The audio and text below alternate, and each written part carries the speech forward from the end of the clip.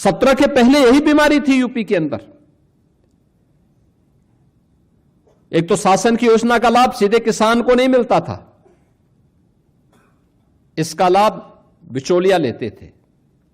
आज हम सीधे पैसा किसान के खाते में डाल रहे हैं, किसान को उपलब्ध करवा रहे हैं, और इसलिए इस दिशा में हम लोगों को नए प्रयास को आगे बढ़ाने की आवश्यकता है। एमएसपी हम सीधे अब डीबीटी के माध्यम से अन्नदाता किसान के खाते में डाल रहे हैं। यूपी ने इस दिशा में जो प्रयास प्रारंभ किए हैं, मुझे लगता है कि हमें एक्सपोर्ट की दिशा में आज देश के अंदर यूपी ने खाद्यान्न के लक्ष्य को बेहतरीन दिशा में आगे बढ़ाया है।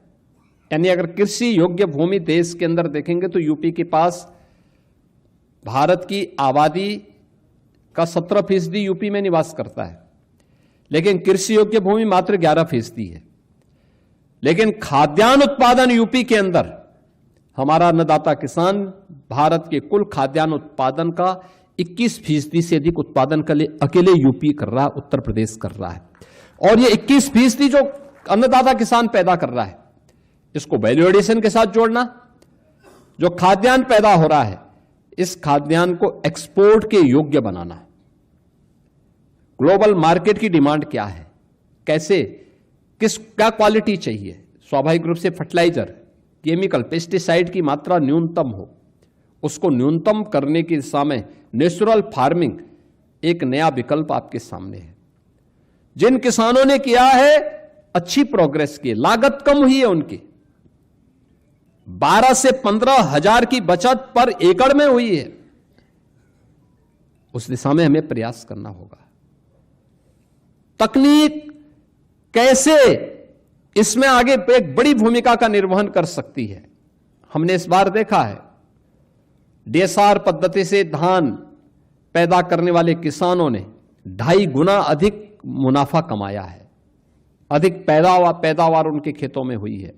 लागत कम हुई है लेकिन पैदावार ज्यादा हुई है, और लागत कम प्रोडक्शन ज्यादा, जब ज्यादा होगी किसान अपने आप उससे मुनाफा कमाएगा। आप गन्ना किसानों को देखें ना, प्रदेश के अंदर क्या स्थिति थी। सन 2000 से 2017 के बीच में गन्ना किसानों को कुल 2,14,000 करोड़ का भुगतान हुआ है 17 वर्षों में, 2,14,000 करोड़ का। और 17 से लेकर के 25 के बीच में इन 9 वर्षों में, यानी 8-9 वर्षों में हम लोगों ने 3 लाख करोड़ अन्नदाता किसान के खाते में, गन्ना किसानों के खाते में सीधे पैसा दिया है। यानी 17 वर्ष में जितना नहीं हुआ उसके आधे वर्ष में उससे भी हम लोगों ने 86,000 करोड़ अधिक किसान के खाते में भेजा है पैसा। आज 1 कुंटल का हम 400 रुपया अन्नदाता किसान को दे रहे हैं, गन्ना किसान को दे रहे हैं। ये सरकार के द्वारा की गई प्रक्रिया, यानी उस दिशा में उठाए गए कदम हैं, और इसके माध्यम से लाभान्वित होने वाले किसानों का है। आज यूपी इथेनॉल उत्पादन में देश के अंदर नंबर 1 पर, गन्ना उत्पादन में देश के अंदर कुल गन्ना उत्पादन 55% केवल यूपी कर रहा है। चीनी देश के अंदर यूपी उत्पादन नंबर 1 पर यूपी है। इथेनॉल उत्पादन कुल उत्तर प्रदेश के अंदर 41 करोड़ लीटर होता था, अब यह 182 करोड़ लीटर है, जो देश के अंदर नंबर 1 पर है।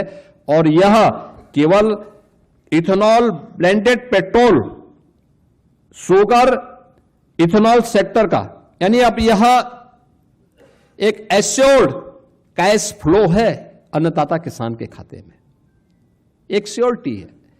ये पैसा कहीं नहीं जाना, किसान के खाते में जाना है।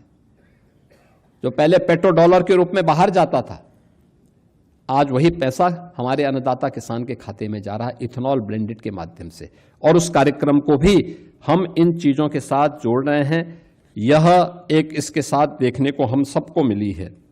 हम लोगों को इस दिशा में कार्य करना होगा। डिजिटल गवर्नेंस में ई-केसीसी पोर्टल में ऋण स्वीकृति का समय ये काफी कम हो चुका है। यानी जो पहले 3-4 महीने 3-4 सप्ताह लगता था, जो घट करके, याद करो ना, पहले किसान जाता था और इसके माध्यम से जब वह केसीसी के माध्यम से ऋण लेने का प्रयास करता था तो उसमें कम से कम